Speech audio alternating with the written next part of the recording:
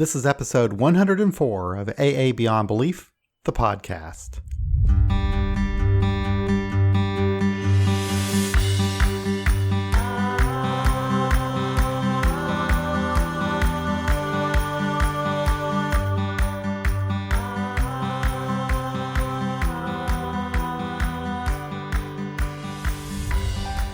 Life certainly has some interesting twists and turns, and I think that's what this episode is all about.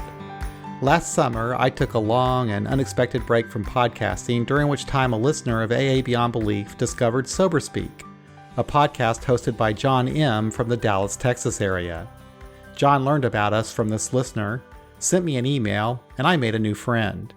So I guess that unexpected summer break did some good after all. Later in today's episode, John shares about another interesting twist and turn concerning his relationship with his mother. It's a story you don't want to miss. Now heads up, John's a believer and he does talk about God, but he's interested and supportive of us secularists in AA, and I'll be appearing on his podcast in the near future.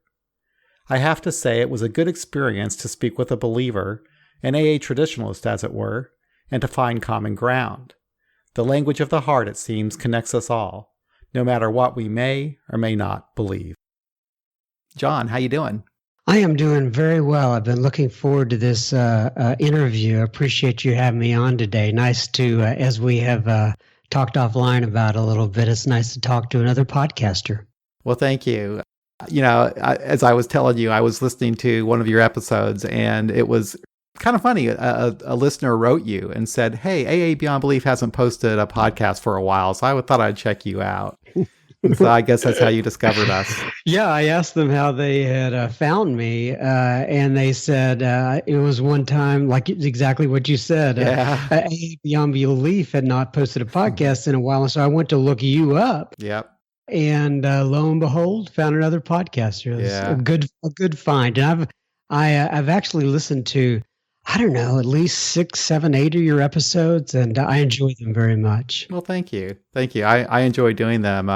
It's I felt guilty for that long period of time. I wasn't doing any because I've been pretty good religiously about, posting every week. But man, something happened this summer. I just really needed to take a break. And unfortunately, I didn't announce it because it wasn't really planned. It just kind of happened. I just kind of needed to take some time off, I think. So that's the way it all works. It's ebb and flow, up and down. Sometimes you need to rest and come back to have that good energy for what you're doing and what you're creating. And in fact, I've heard you talk about the finding something very profound within yourself, just the creative piece of what a podcast does and how it makes you think outside the box. And I have found that same thing. I understand exactly what you're talking about. Yeah, it's really done a lot for my recovery and my program, and I've learned so much from all the people I've spoken with over the last couple of years. So it's been an amazing experience. So let's talk about you. One thing I usually like to do here, just to get to know somebody, the best way I think to get to know somebody, especially in recovery, is through their story. And I'm wondering if you could give us a little bit of a background, the traditional story, how you got into recovery. You got it, kind of what I was like, what happened, and what I'm like now. I understand. First of all, I've been sober since May 29th of 1989. And, it's, and I started to say, and I'm going to say this for me, right, by the grace of God. And you and I I think you've been sober about the same time. Is that correct? When did you get sober, John? July of 88. Okay, so we're right in that same area, mm-hmm. And that's why I was so interested in talking to you, because we've been sober about the same amount of time, yep. And we've had, I'm sure, in a lot of ways, similar experiences mm-hmm. with Alcoholics Anonymous, and I'm sure in some ways some differences. Yep. But and it's very interesting to me because, in fact, I was at a meeting today at 12 o'clock noon here, and I'm from the Dallas, Texas area. I was at a meeting at noon, and we were talking about Tradition 3, and it made me think about this particular podcast that I was coming on, and that is, I remember there was one time, this was probably around 86, maybe a little bit before that. I was in my cups one night. I called up the local intergroup here in the Dallas, Texas area. And I don't remember anything from that conversation except for one line. The gentleman who answered the phone said to me, he said, the only requirement for membership is the desire to quit drinking. The only requirement. And that really caught my attention. I'm thankful that he didn't say the only requirement for membership is that you come in and you do a searching and fearless moral inventory of yourself, and then you go out and make direct amends to such people wherever possible, except when to do so would injure them or others, right? He stuck to the traditions, and I'm so maybe someday I'll meet that gentleman at the meeting in the sky, if there is such a thing. But I am so thankful that he did that, and so. Oh gosh, in regards to my story, there is, where do you start? Like, as you know, how do you always cover 30 years in just a few minutes? I could tell you that I was like a lot of people in Alcoholics Anonymous, and by that I mean I was a loner. And my absolute favorite song, and still is one of my favorite songs today, is "Desperado" by the Eagles. And I can remember I used to listen to that song, and I would travel down the highway at high rates of speed, and I would be drinking my tequila, which I absolutely love. Cuervo Gold was my thing, and I would be drinking that, and I would just start bawling my eyes out when it got to that crescendo, saying, you better let somebody love you before it is too late. And that's probably not the best way to drive your vehicle down the highway, but nonetheless, I was doing that. And so I somehow, some way found Alcoholics Anonymous. There were a few steps that led there. And, I was in and out from 86 to 89, John. And, oh gosh, that was probably the worst 3 years of my life. And every time that I would go back out, I would say to myself, just one more night of fun, and then I will start over tomorrow. And, that sounded good in theory, but it was never that clean. It was usually a few months, and I would get back in, maybe a year I would get back in, and a lot of damage and a lot of destruction in the meantime. And so that went on for several years. And I do want to go back to kind of my roots, if you will. And, I hate it when somebody gets on up from the podium and says, well, I was born in, you're like, oh, how old are you? How quick is it going to get up to the, to a real time here? But this is an important part, is that my parents met in Scotland, which is where my mother is from. She had an 8th grade education over there, and she met my dad, who was in the Air Force. And then they moved over here to the States, and I was actually born in Bangor, Maine. I don't know much about it. I just know I was there for like 6 months or so. And then as time went on, when my parents were, I got to be, I think it was 5 or 6, they split up.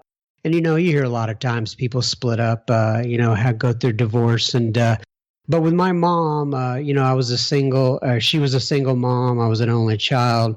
We grew up, we kind of trekked. We set a trek for ourselves.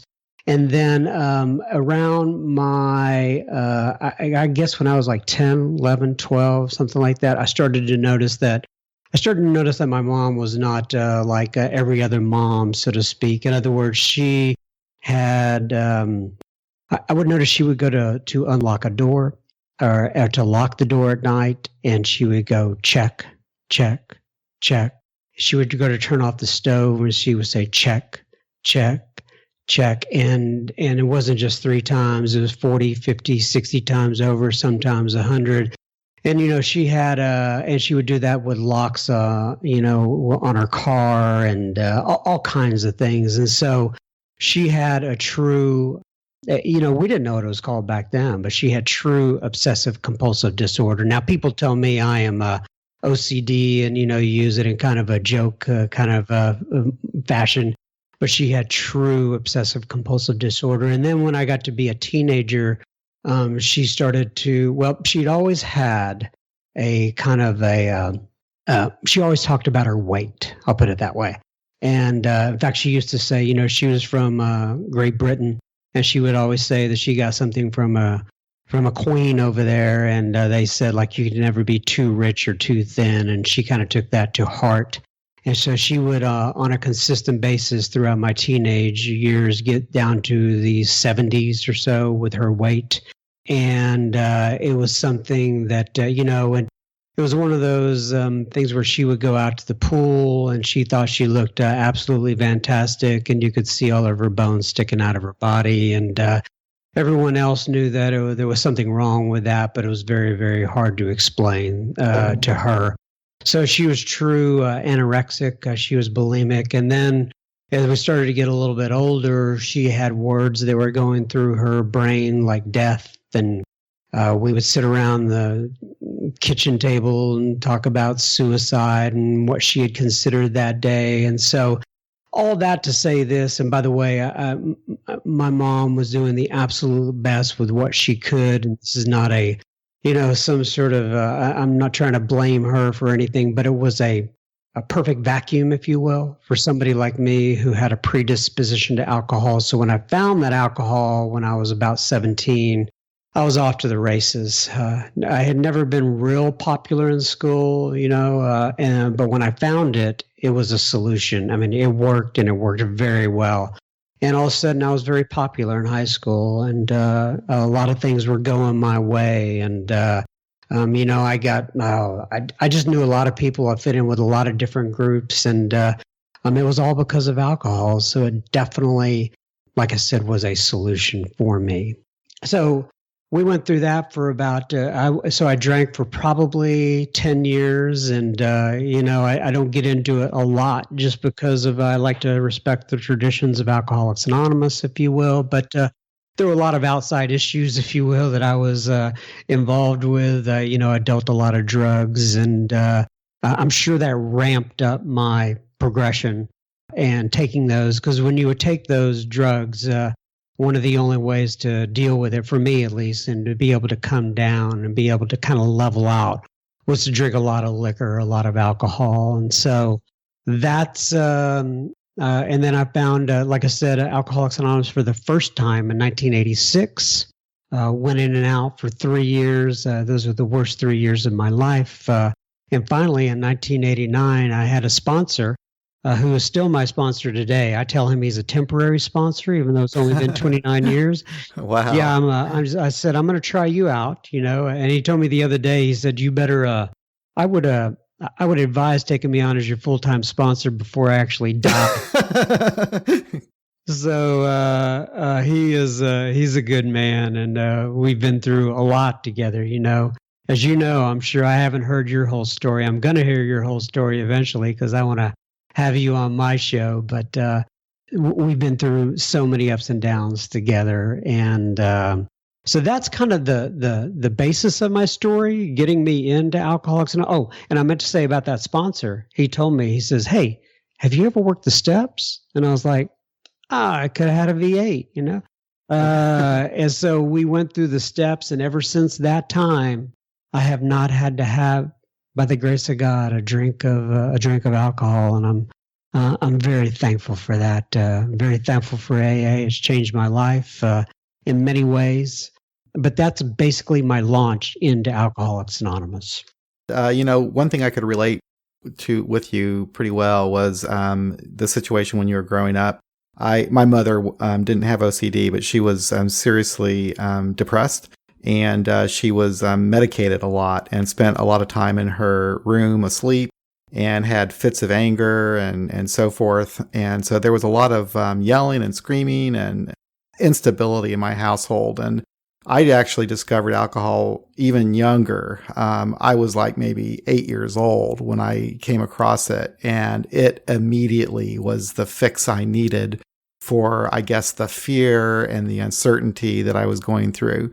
And like you, I'm not blaming my parents for anything, but that was just the situation. And it just kind of carried on for the rest of my life and kind of progressed from there. So I relate to that, and I think that's a common thread that runs through a lot of our stories is something happening early in our lives that we begin using alcohol to mask the pain or hide the pain or numb the pain in some way. Yeah.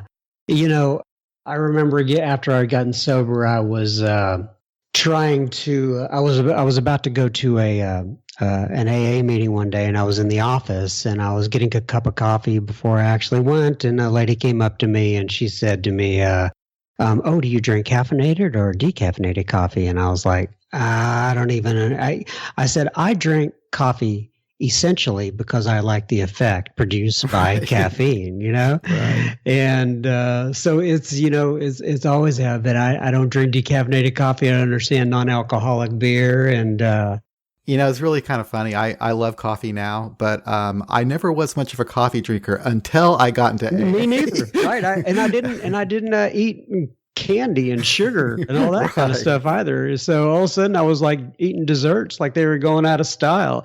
I didn't understand that. Somebody kind of explained it to me later, but I just started. But I wasn't getting pulled over at traffic stops. And it's funny too. People at work will see me drink a lot of coffee, and they'll think, "Man, doesn't that just kind of rev you up or make you whatever?" And coffee for me is like a calming thing.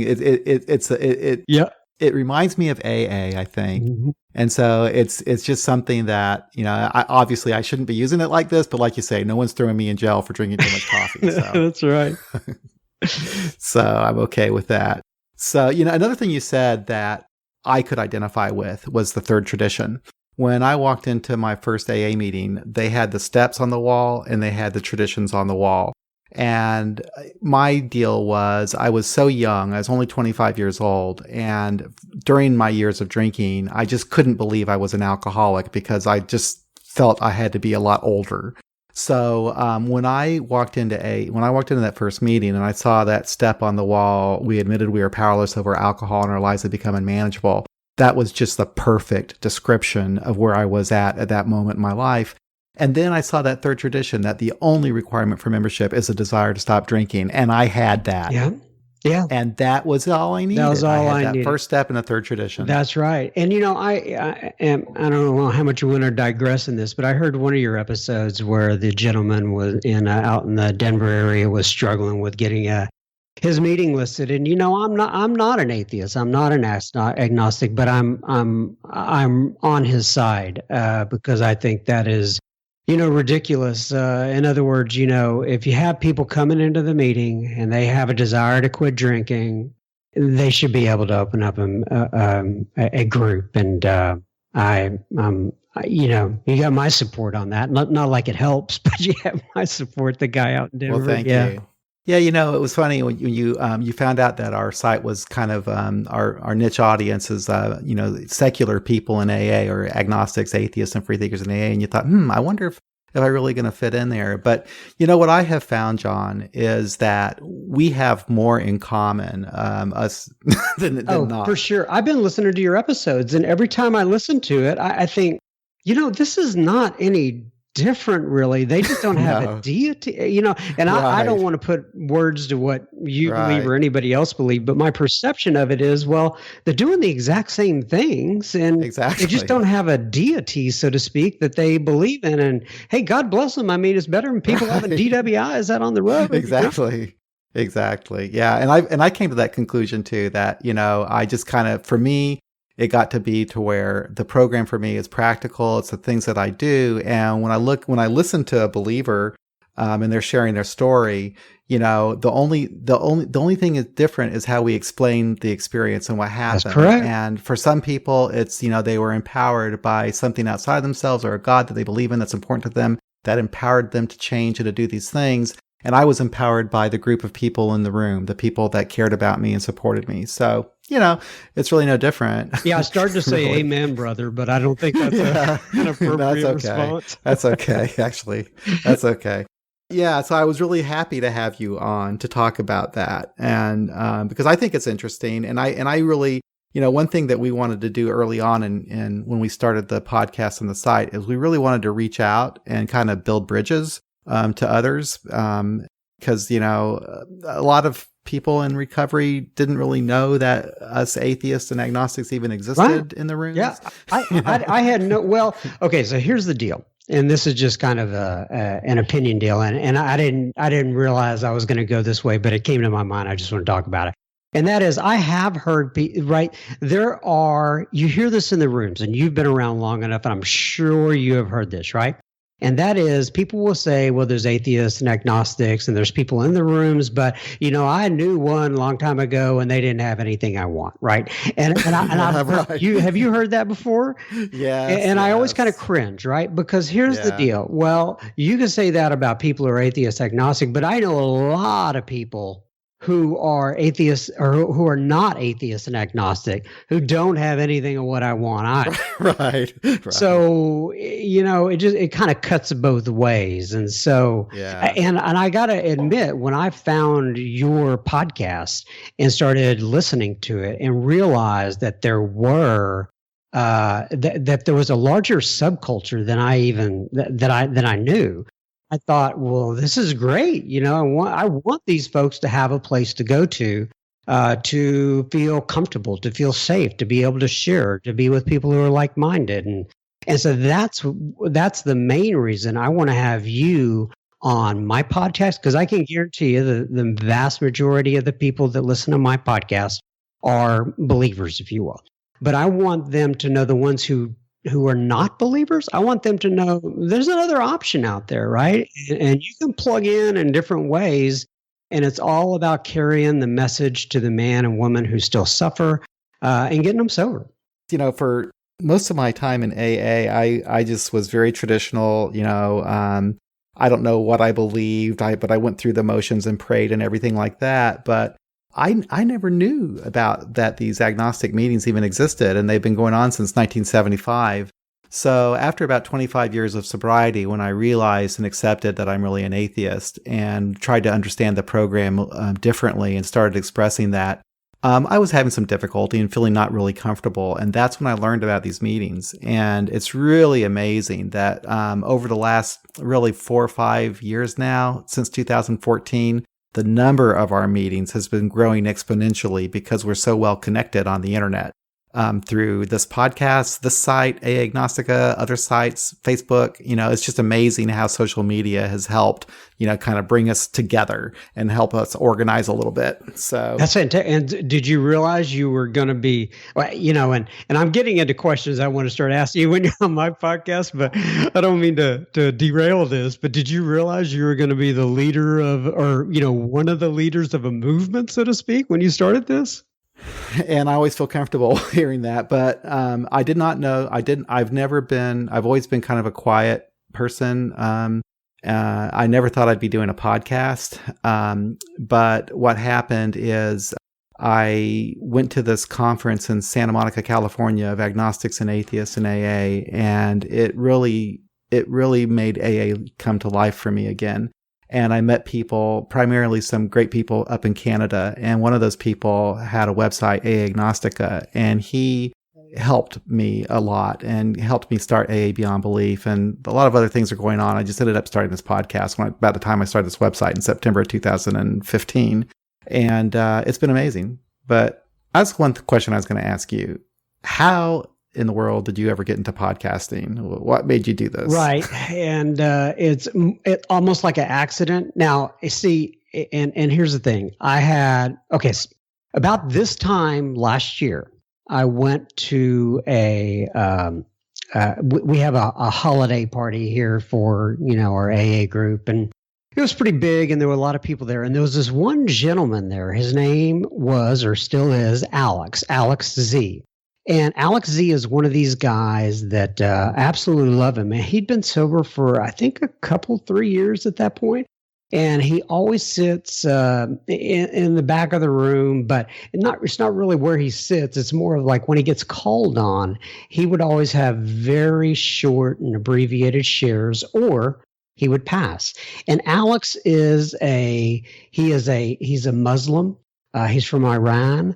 And so I kind of cornered him. Both me and my wife cornered him at the Christmas party. And I said, Alex, I want to know more about your story and where you're from and what you have going on. And he started telling me this story, and it involved. It was back. You remember the Iranian hostages and all that stuff? Well, he was living there then, and his father had to basically smuggle or come up with some sort of ruse to get the family out of the country. He had to pay a lot of money to do it. It was. And he got them to Germany. And once they get to Germany, they didn't know where they were going to go. Then he came to LA and he had to read the, quote, Persian version of the big book and all this stuff that he went through. And I was like, Alex, nobody knows any of this stuff. I mean, and we were on the way home. And my wife said to me, she said, that could be a movie. And I said, that could be a movie. and so it was going through my head over the next couple of nights of, how can I get Alex? At first I thought, well, maybe I should get him to go to groups to tell his story. But he's kind of reserved, he's just not one of these guys. And then I thought, how else could I do this? And I thought, what about a podcast? And then I go, podcast? I know nothing about podcasts. Why would I want to do a podcast? What do you do? You get a mic and then, how does it get out on the internet? And as you know, there's much more to this than meets the eye.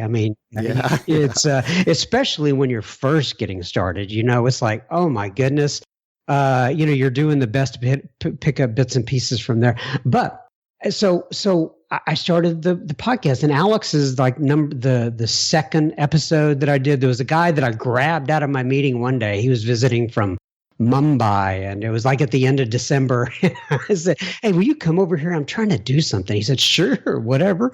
And I recorded him, and I, almost used it as a test to put it out there. Didn't know what I was doing. And I thought, oh, look, this publishes. And then I said, okay, I'm going to get Alex in and do that. And so at that point, and then a buddy of mine said, he said, you ought to do it once a week. Once a week? Are you kidding me? You know how much it took to get one thing published here?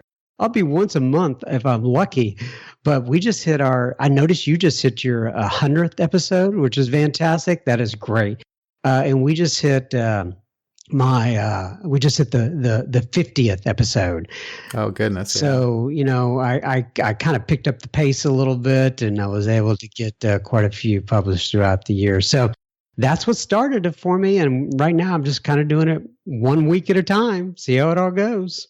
So tell me, has podcasting, especially podcasting about recovery, has it changed you in any way? It has. As you know, John, too many Johns here, right? As you know, John S., right? John S. As you know, John S., I've been to, over my first 4 or 5 years, I was going to 7 to 10 meetings a week. Now I still go to 6 meetings a week. And you just hear basically the same thing, right? Over and now in different ways, and you get to see more people recover, and it's great to see the light come on for people, and work with different guys and such. But you need a little something to spice it up. In fact, I can tell you when things kind of go a little bit awry in our group. Like in other words, somebody says something they're not supposed to say, or they right. They break right. one of the traditions or something. I was like, oh, good, a little bit of excitement here. Right. But we had a guy come in the other day. He was sharing, oh gosh, I can't even say what he was sharing. It was so inappropriate, and we had to deal with that and such. But and he was drunk and high. And, nothing wrong with people being drunk and high in a meeting. But anyway, we had to take him outside, and somebody had a gun pulled and all this sort of stuff. Oh, so crap. Yeah, so it makes it fun, But it did. This has helped me to kind of. How would I have met somebody like you, right? There's a lot of people, I do a lot of remote interviews as well. So it's really helped me to dig in a little bit, see things from a different perspective. I listen to other people's podcasts, including yours. And and all the guests, right? I knew these people, I know a lot of them, but for me to be able to sit down many times, I do a lot of in studio is what I call it, a podcast, which basically means my guest bedroom with a mic up there. I do a lot of,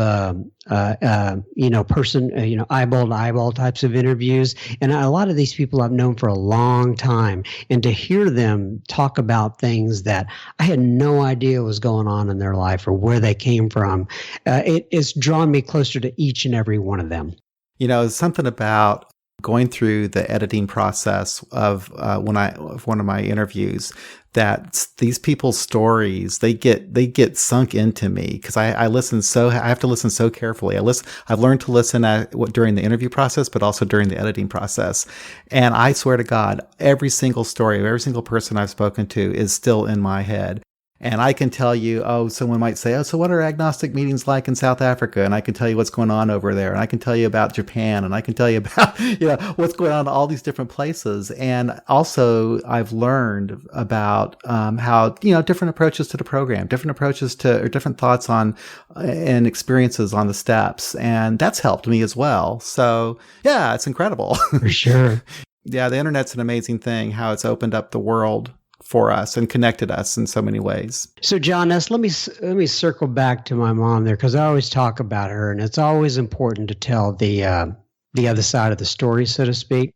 So she, like I said, obviously she had some pretty severe mental illness, and she used to. There's a place here in Dallas. It's in North Dallas, and she was basically kind of if you want to call it a bag lady. She would walk the streets.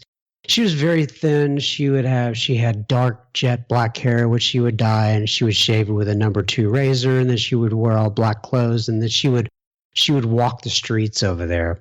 And my friends would see her, and they knew who she was. It would kind of it would stand out, and I was trying to get on with my life, and as you can imagine, it was somebody in their teens and early 20s. It was just embarrassing, and so I got on with my life, and there's many different phases of this. But when I got sober, I had probably not seen her in 2 to 3 years. And I went up to my sponsor, the one I still have today that I was telling you about, Mr. Bob. And I said, hey, Bob, I want to go out and I want to make some amends to my mother. And he was hesitant about this. But he said, okay, I will let you go, but on one condition: you keep your side of the street clean. And so I went and I found her. I knew where she'd be walking in the streets. I saw her and I yelled out to her from a distance. I said, Mom, it's me. It's your son, Johnny. She used to call me Johnny. And she looked at me. First, she didn't recognize me, but then she kind of clued in on who I was. And she said, I hate you. Get out of my life. I never want to see you again.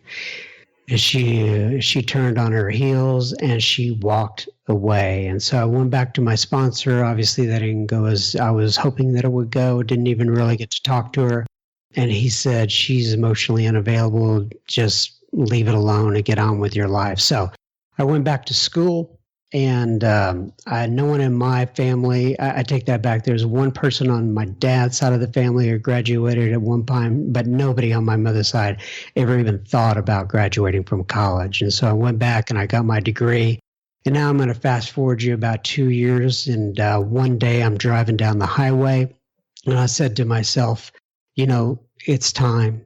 It's time to go find her. And I had my graduation announcements in my car, and I thought, I'm going to give her a graduation announcement. And, maybe, just maybe, she'll be proud of me now. Our mommies and daddies, we always want their affection, no matter how off kilter they are. And so I went to go find her, and I went walking in those same streets because I'd heard that she was still down in there. And I couldn't find her. And so I went into a couple of the stores and I asked if they had seen her. They said, we see your mom here all the time, but it's very interesting. She has not been here in a couple of weeks and we don't know where she is. You may want to check on her. So I called around to all the hospitals. One of the hospitals I called was Parkland. A lot of people in the nation know Parkland as the place where John F. Kennedy died. It's the city hospital in Dallas. So I called down there and they said, well, we can't confirm or deny that she is here. But if we are able to, we'll call you back. They called me back. I think it was less than a week or so. I get confused with some of the time, but they called back and they said, she is here. She has confirmed that it is okay to reach out to her. Would you like to come in and visit her? So I had to think about it, but I went down to the hospital. And I don't know if you've ever seen the film One Flew Over the Cuckoo's Nest. It literally looked like that. This was basically a state psychiatric ward, and I went in there, and there were people wandering around aimlessly. My mom was there. She was sitting at a table. She was 76, 78 pounds at the time, and she looked over at the window behind her, told me that she was thinking about throwing herself out that window. And after we had a little bit of a conversation, I was able to, I was just talking to her and telling her about my life. And she said to me, John, and it's something I'd never heard her say in her life before. She said, "You are different. For you, John, is it that God that you talk about?" And I said, "I believe so, Mom. I think it is." And I said to her, "Listen, I don't know what it was between me and you, but whatever it was, it's not with me anymore. And I want you to be happy and joyous and free. And I don't know how you're going to get there, but I'm hoping that you will somehow, some way, be able to find peace in your life." And so we went on from there, and she got out of the hospital. And by the way, I found out when she was there, they had used her, I call it like a guinea pig. And this is nothing against the hospital, but they would bring her in before the classes. She was there on a free ride, I guess. And they would have people study her and ask her questions. They hooked her up to machines, study her brain, because she was very interesting to them, and they wanted to figure out, what got her to where she was. And so she was not in good shape. So she got out of the hospital. They got her on some medicine. I, at the beginning, was unable to have contact with her just because I was concerned about, some of the volatility of our relationship. But as time went on, lo and behold, she started to get better, and she started to see things in a different way. We were able to have more frequent visits. We started a relationship. She kept on her medicine. She was doing much better. She started to eat, I wouldn't say like a normal person, but she gained weight back. She didn't look like she was she didn't look like she had one foot in the grave. And she started to work.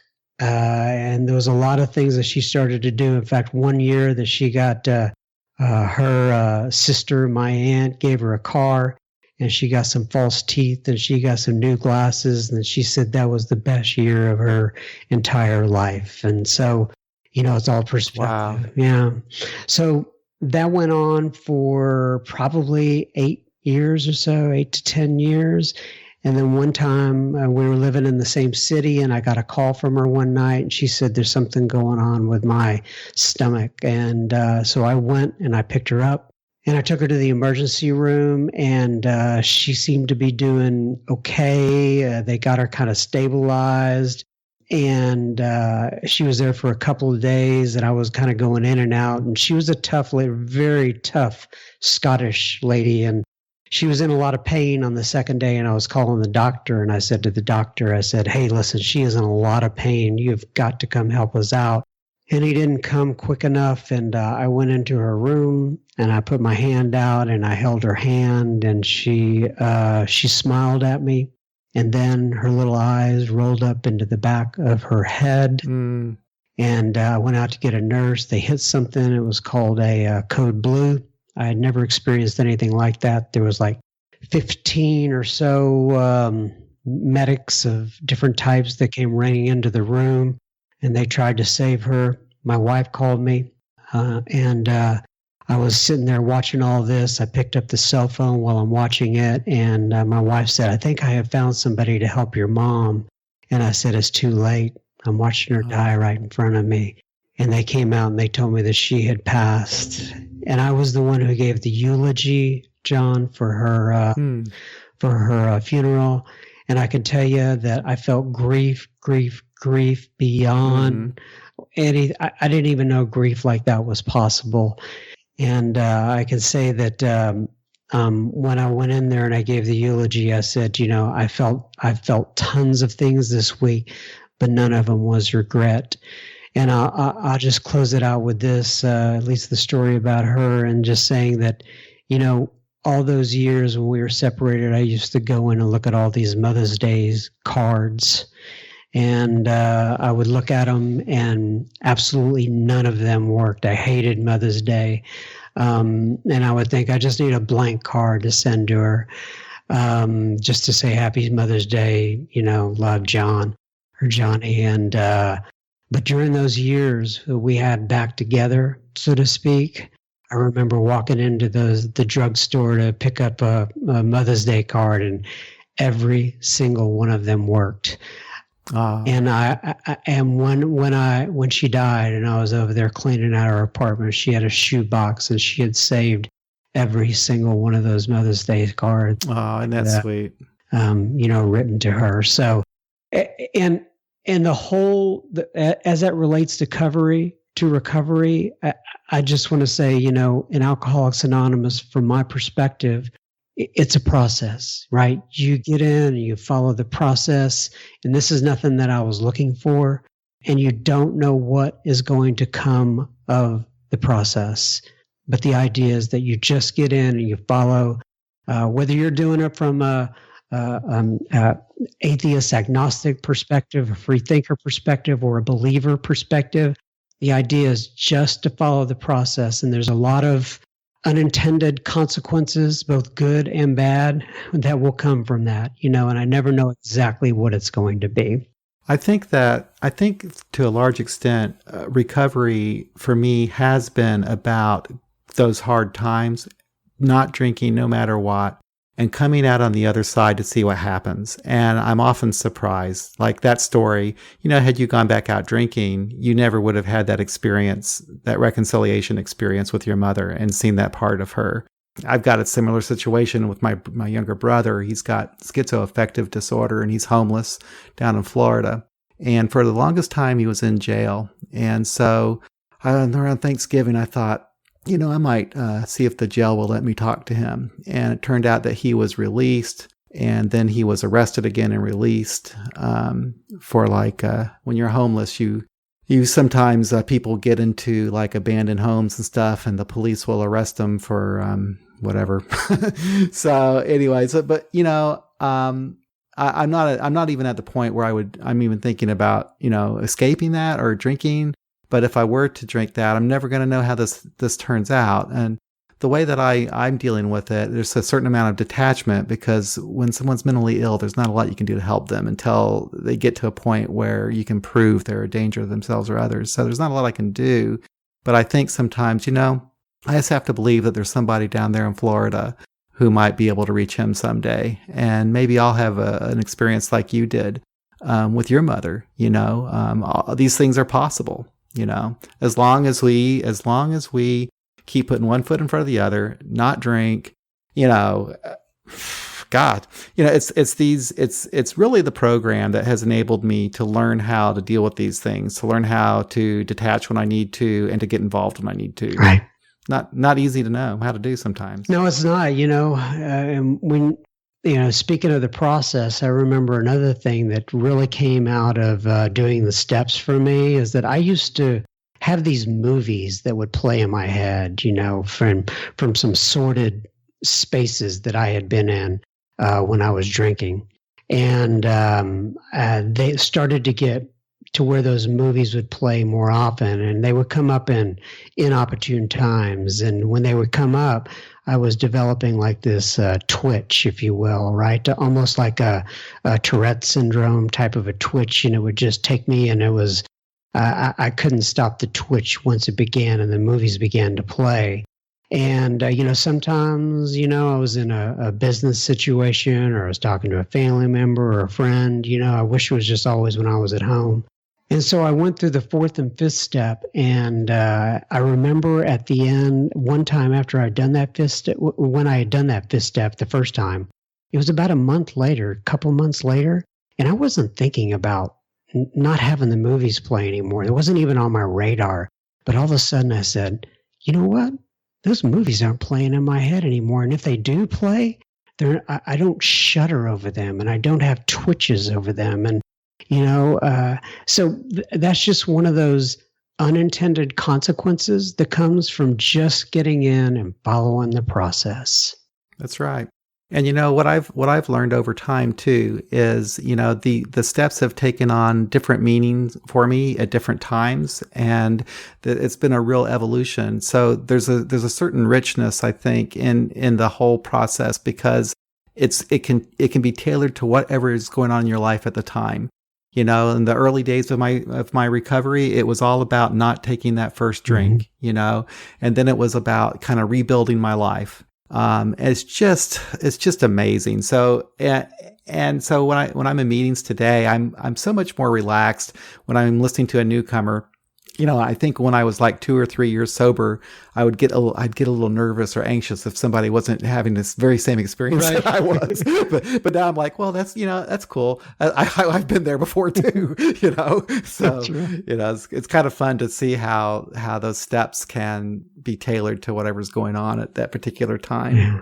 So, yeah, it is pretty cool, I don't go to very many meetings anymore where there are believers. I do get connected to people in AA that, go to, I guess, traditional meetings and so forth, through the service structure. I'm really involved with general service, and I really enjoy that. So I go to my district, to my area, and by doing that, I get to know people in other groups and speak at their meetings and so forth, and work with them on things involved with the area and the district. And I really enjoy that.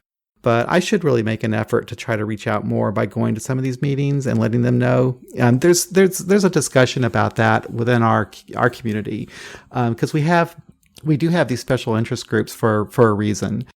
But some people feel like, it's kind of dangerous for us to be siloed like this, and that maybe we should try to build bridges a little bit and connect with others and go to these meetings because they're never going to really get to know you unless you start talking to them. That's true. And that's why I want to have you on my podcast as well. Right. I mean, that's like I said, it is, I'm repeating myself now, but like I said, I have listened to many of your podcasts, and I'm telling you, there's a ton more similarities than there are differences, just a ton more.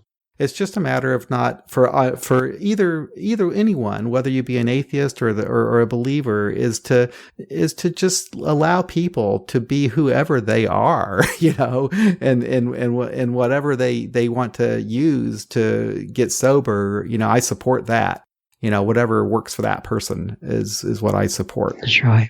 Yeah, it's nice of you to come on. I don't get to speak with very many other podcasters, and that's something that I would like to start doing more of as well, because it is kind of a unique experience, especially podcasting about recovery issues right. and so forth. And so it was like, oh man, it was so nice to be able to talk to someone who has that experience, I agree. And likewise, my friend. Have you ever gotten to a point, you've done 50 of these. Have you ever got to a point where it's just kind of hard to do? Or is it just so far just been like, you're just compelled to do it? No. It's there have been some efforts where some weeks where it's much more laborious than others. Now I don't mind the recording piece. That to me is it brings me energy. But sometimes, this is an avocation for me. This is not my vocation, right? I'm sure. I think I've heard you talk about. I have a very much full-time job that I'm taking care of during the week. And so there are times where, it comes to a weeknight or the weekend, and I'd rather be watching a football game, or, I can do both of those at the same time, but I'd rather be just relaxing, doing something else. Right. And so it's the editing part and the getting it published part, and, making sure, all the sound is right. And it just takes a little while, and the sound quality of your podcast, by the way, is superb. Really, really well done. Well, thanks.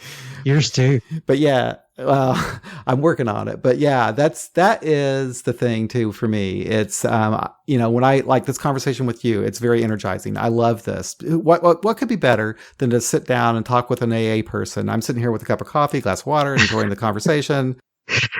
I love it. And it's like the best meeting that I will have all week, you Right. know? Yeah. So I get it. but then the part of the editing though, yeah, because I can spend, it kind of depends, but I can spend about 4 or 6 hours sometimes because I get a little ridiculous about trying to really smooth things out as best I can, leaving just the right ums and ahs in to make it natural. And it's just, and some require more work than others, kind of, because I do most of these by Skype, and sometimes the connection and the sound quality isn't all that great, and I really have to do my best to try to enhance that. And I have a mic, but I'm sure not a lot of your, or at least in my world, they're using their earbuds, and exactly, they don't quite know how to get set up to where you have as good as quality of sound as possible.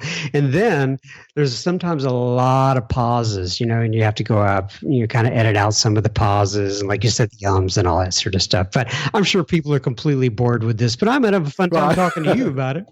Well, I love it.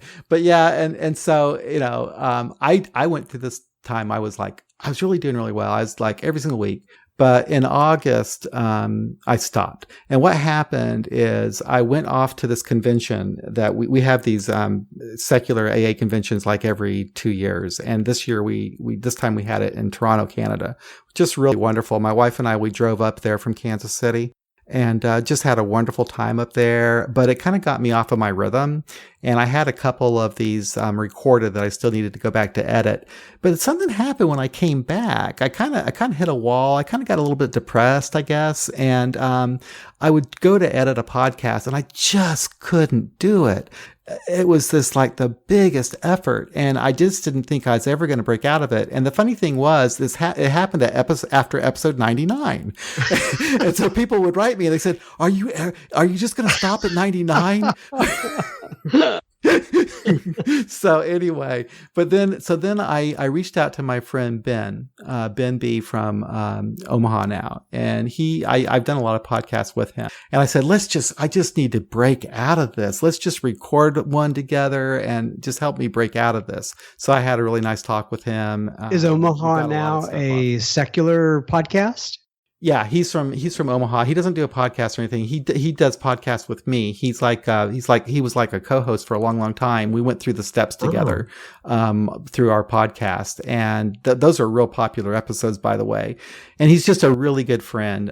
We've done other podcasts together where we talk about a movie related to recovery, things like that. Mm-hmm. But yeah, he's just a really good friend. He's somebody I can reach out to whenever things are getting kind of crazy, and that's what I did with him. So, and actually, I'm gonna put that that conversation is gonna become a podcast. I don't know how great it's gonna be because it was really me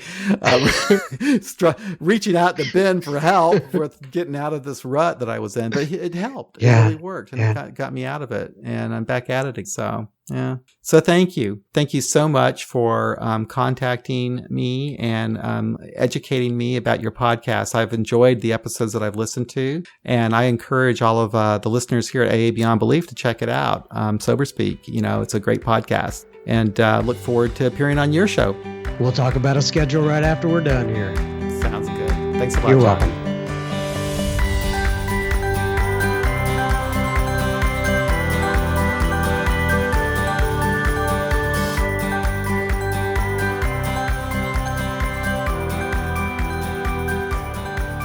Well, that concludes another episode of AA Beyond Belief, the podcast. Thank you for listening, everybody. We'll be back again next week with another episode. Thank you, John M. from Sober Speak, for participating this week. If you want to learn more about John and his podcast, Sober Speak, visit the website, soberspeak.com. That's soberspeak.com.